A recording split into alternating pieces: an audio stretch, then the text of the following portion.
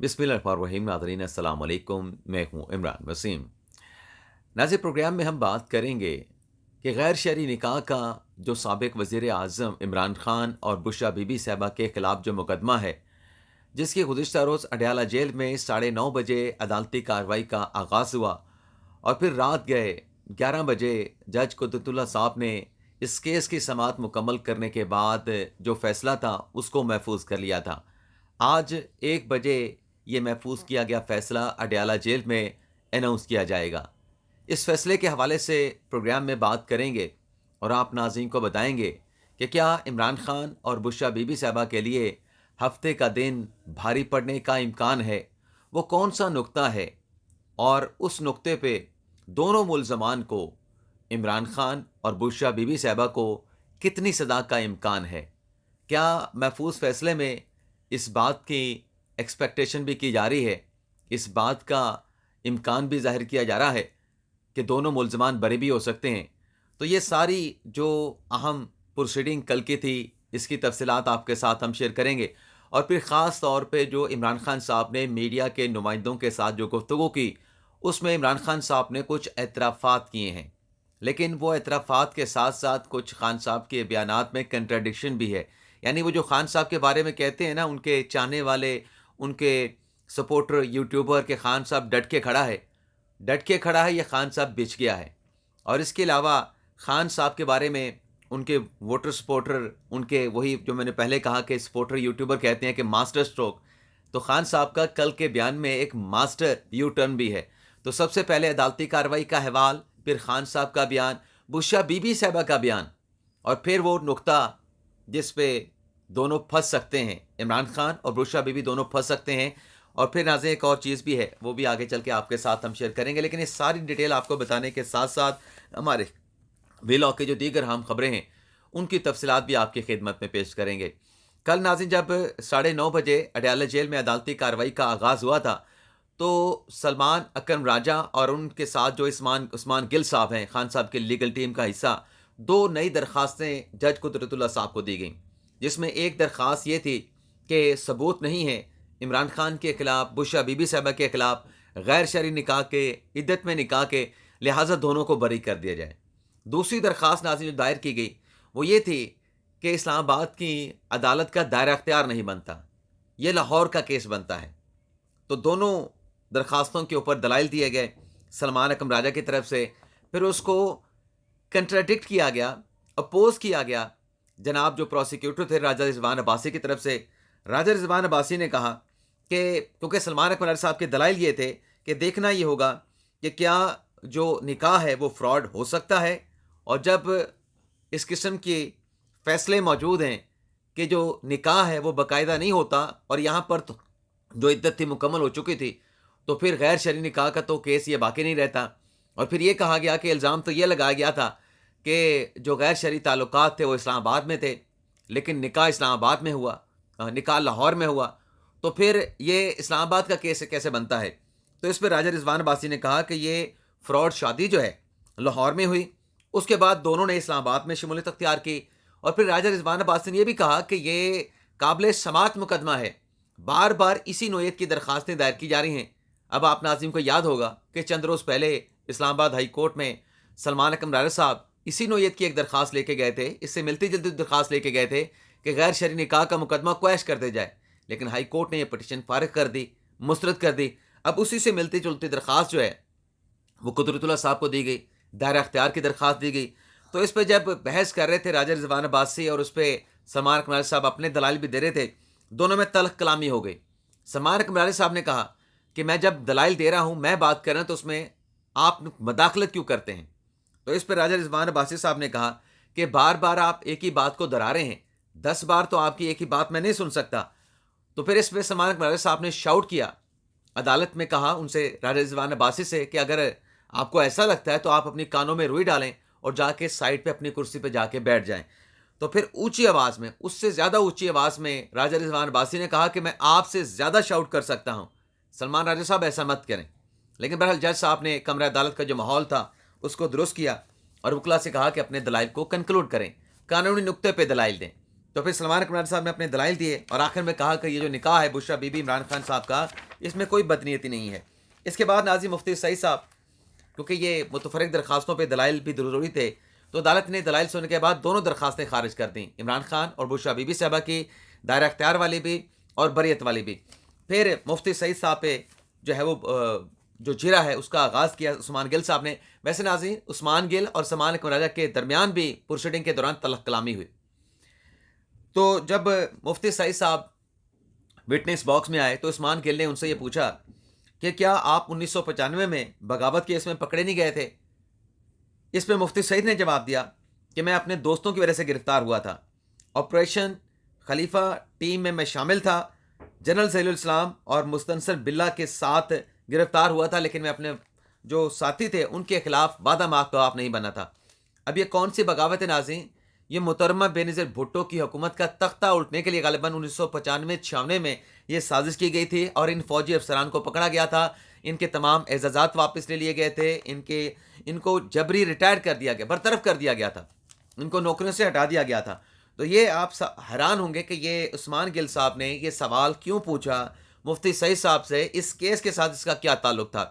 تو عثمان گل صاحب نے یہ سوال اس لیے پوچھا کہ وہ عدالت کے دکھا سکیں کہ مفتی سعید کا کنڈکٹ کیا ہے۔ یہ ناظرین ہوتا ہے ایسے عدالتوں میں کہ جو گواہ ہے اس کا اپنا کنڈکٹ کیا ہے۔ اس کے بعد نکاح کے حوالے سے سوال ہوا، عثمان گل صاحب نے پوچھا کہ آپ نے جو بیان عدالت میں قلم بند کروایا اس میں تو آپ نے ذکر نہیں کیا کہ آپ نے دوسرا نکاح پڑھوایا۔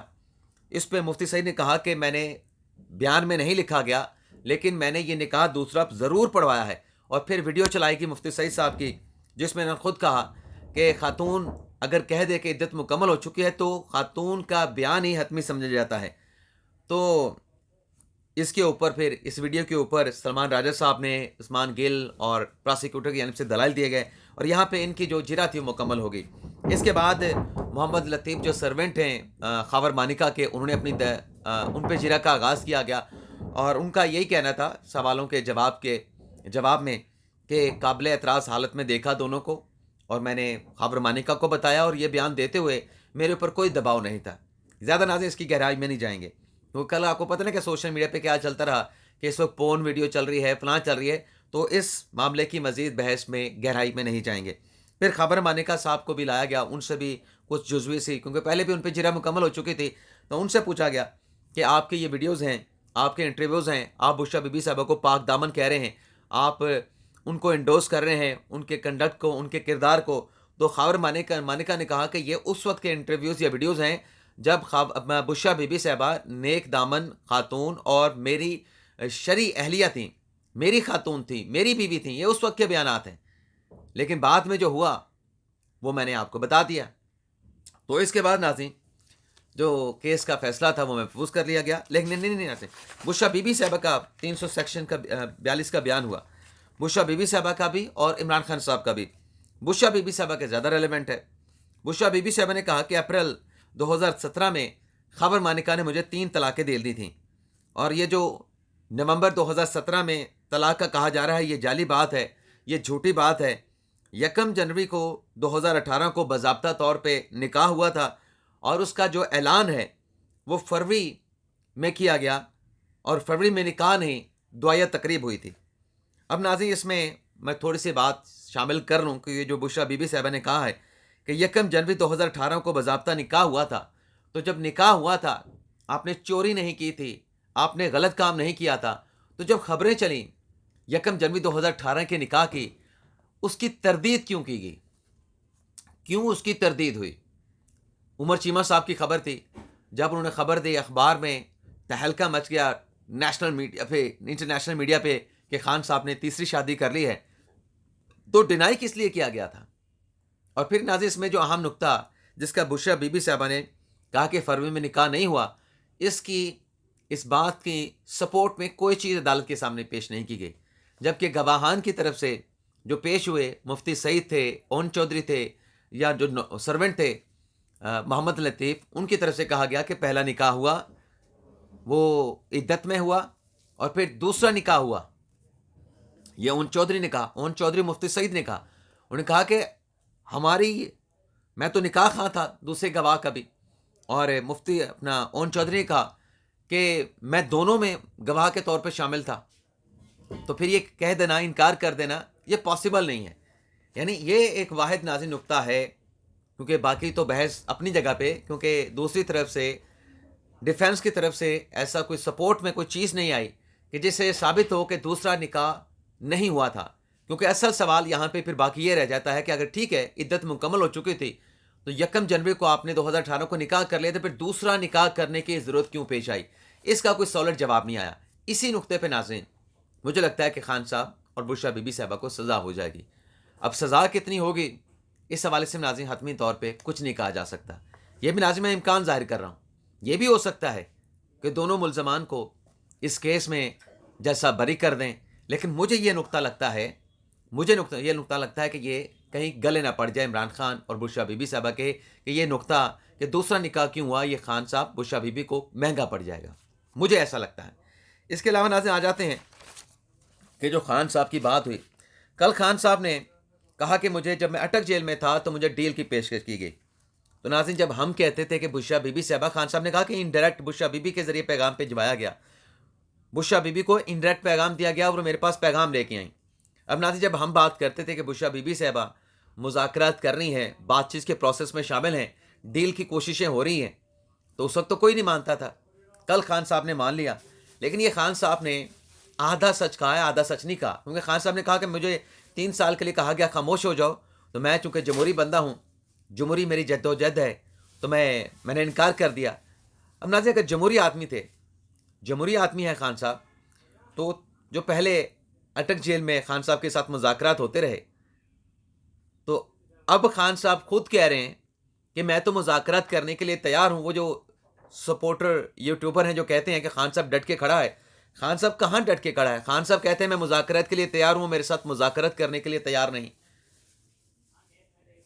عزیز خان صاحب اس وقت بھی بات کرنا چاہ رہے تھے، خان صاحب اب بھی بات کرنا چاہ رہے ہیں، لیکن جمہوری والی کوئی بات نہیں خان صاحب میں. آج بھی خان صاحب بات چیت کر کے باہر ہی آنا چاہتے ہیں، ڈیل ہی حاصل کرنا چاہتے ہیں، لیکن ڈیل ناظرین نہیں مل رہی خان صاحب کو. ڈیل خان صاحب کو ان کی باتوں کی وجہ سے کہ یہ تو موسن کش انسان ہے، یہ تو جو احسان کرتا ہے اس کا بدلہ اس کو دشمنی کے ساتھ دیتا ہے، تو کیا اس کی بات کا اعتبار کیا جائے؟ تو خان صاحب کو ڈیل مل نہیں رہی. اس کے علاوہ ناظرین ایک اور خان صاحب نے بات کی کہ زرداری سے میں کہوں گا کہ مجھے بچا لو تو یہ قیامت کا دن ہوگا. تو پھر ناظرین آپ کو یاد ہوگا کہ ایک آڈیو ملک ریاض حسین کی زرداری صاحب کے ساتھ آئی تھی، اس میں ملک ریاض حسین مبینہ آڈیو میں عمران خان کا پیغام آصف علی زرداری کو دے رہا تھا کہ عمران خان صاحب آپ کی سپورٹ مانگ رہے ہیں عدم اعتماد کی تحریک کے دنوں میں. تو وہ اس وقت تو قیامت نہیں آئی تھی، آپ ان سے مدد مانگ رہے تھے عدم اعتماد کی تحریک کے سلسلے میں کہ چھوڑیں اس کو جانے دیں، ڈیل کر لیتے ہیں. زرداری نے ڈیل نہیں کی تھی، آپ ڈیل کرنے کے لیے انڈائریکٹلی ملک ریاض کے تھرو، کیونکہ آپ نے تو بات کرنی نہیں تھی ڈائریکٹلی. آپ کو پتا ہے کہ ملک ریاض کا زرداری کے ساتھ بھی رابطہ تھا، تعلق تھا، آپ کے ساتھ بھی تعلق تھا، تو آپ نے وہ چینل استعمال کیا، آپ نے رابطہ کیا خود کو بچانے کے لیے، اپنی حکومت بچانے کے لیے. آج آپ کہتے ہیں زرداری سے رابطہ کروں تو قیامت آ جائے گی، وہ قیامت کا دن ہوگا. تو اس دن تو قیامت نہیں آئی تھی. پھر ناظرین عمران خان صاحب کہتے ہیں کہ قاضی صاحب سے پوچھ لیں کہ باقی دو جو سیاسی جماعتیں ہیں نون لیگ اور پیپلز پارٹی، کیا انہوں نے کبھی فیملی میں الیکشن کرائے ہیں؟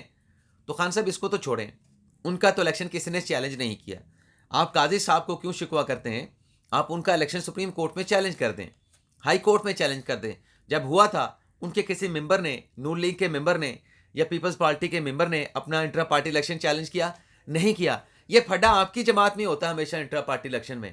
2013 میں بھی ہوا تھا، 13 سے پہلے، اور پھر اس سے آگے چل کے 2016 میں بھی ہوا تھا. یہ پھڈا آپ کے الیکشن میں آپ کی پارٹی میں ہوتا ہے انٹرا پارٹی الیکشن کا.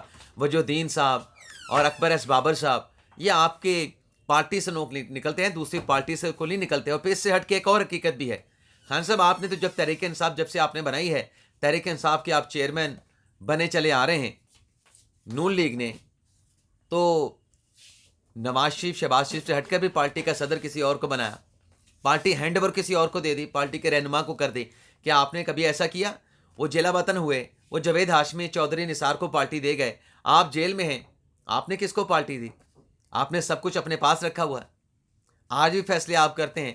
پھر آپ سے پوچھا جائے کہ جناب وہ 3 کروڑ شیخ رشید نے الزام لگایا کہ پنڈی کی ٹکٹ کے لیے شیخ شہریار ریاض نے کوئی 3 کروڑ دیے ہیں، آپ کہتے ہیں مجھے پتہ نہیں. کمال ہے. اچھا پھر آگے ناظرین جو باقی خبریں ہیں، اب آج 1 بجے فیصلہ سنایا جائے گا، تو دیکھتے ہیں کیا ہوتا ہے. اس کے علاوہ ناظرین مولانا صلاحی صاحب نے کہا ہے کہ پاکستان واپس جانے کے لیے تیار ہوں، لیکن مجھے گارنٹی دی جائے، اور گارنٹی وہ دیں جو گارنٹی دینے والے ہوتے ہیں کہ میں پاکستان میں جاؤں گا تو ویزیبل رہوں گا، نظر آؤں گا، مجھے غائب نہیں کر دیا جائے گا. 2013 میں بھی پاکستان میں واپس آیا تھا، مولانا صلاحی نے کہا، تو میں جیل میں گیا. تو آپ واپس آئیں اپنے والد کے ساتھ، اپنے والد کی سپورٹ میں ان کے ساتھ کھڑے ہوں. باقی جب آپ نے آ کو خود کو قانون کے سامنے سرنڈر کرنا ہے تو پھر میرے خیال سے آپ کے لیے آپ کو کوئی ویزیبل ہی رکھے گا، آپ کو ان ویزیبل نہیں کیا جا سکتا، یہ ممکن ہی نہیں ہوگا. آپ آئیں پاکستان، اچھی بات ہے کہ اپنے والد صاحب کو سپورٹ کریں. اس کے علاوہ ناظرین رؤف حسن صاحب پاکستان تحریک انصاف کے رہنما، انہوں نے کہا ہے کہ ہمارا پلان ڈی بھی تیار ہے. اب پلان ڈی کیا ہے؟ رؤف حسن صاحب نے کہا ہے کہ جب 8 فروری کا الیکشن ہوگا تو ہماری 3 سیاسی جماعتوں کے ساتھ جو کہ ہماری اتحادی ہیں پی ٹی آئی کی، ان کے ساتھ بات چیت چل رہی ہے، تو ہمارے آزاد کینڈیڈیٹ اس سیاسی جماعت میں شمولیت اختیار کر لیں گے. یہ ناظرین ہم آپ کے ساتھ پہلے بھی خبر شیئر کر چکے ہیں کہ ہو سکتا ہے کہ پی ٹی آئی کے لوگ جیتنے کے بعد ایم ڈبلیو ایم میں، مولانا شیرانی کی جماعت میں، جمعیت علماء اسلام شیرانی گروپ میں، یا پھر ہو سکتا ہے کوئی اور سیاسی جماعت، مجھے اب تیسری کا نہیں پتا، شیخ رشید صاحب کی ہو سکتی تھی، لیکن شیخ صاحب کے ساتھ معاملات کوئی بہتر چل نہیں رہے. لیکن جو کچھ بھی ہے ناظرین، بظاہر اس فیصلے سے ایسا لگتا ہے کہ پلان ڈی کے مطابق کہ عمران خان صاحب نے اپنی پوری پی ٹی آئی کے جیتنے والے امیدواروں کو، ممبر پارلیمان کو 5 سال کے لیے کسی اور سیاسی جماعت کو ٹھیکے پہ دینے کا غالباً فیصلہ کر لیا ہے. کیونکہ دوسری جماعت میں ہوں گے تو پارلیمانی پارٹی ان کی ہوگی، ان کی پارٹی کے نیچے الیکشن، ان کی پارٹی کی چھتری کے نیچے وہ قومی اسمبلی میں بیٹھے ہوں گے. لیکن بہرحال ہر سیاسی جماعت کا اپنا فیصلہ ہوتا ہے، سوچ سمجھ کے فیصلہ کرتے ہیں. تو دیکھتے ہیں پردہ کیا ہوتا ہے، اور آج 1 بجے جب فیصلہ آئے گا اس پر پھر ڈیٹیل میں ولاگ کریں گے. اجازت چاہتے ہیں ناظرین، اللہ حافظ.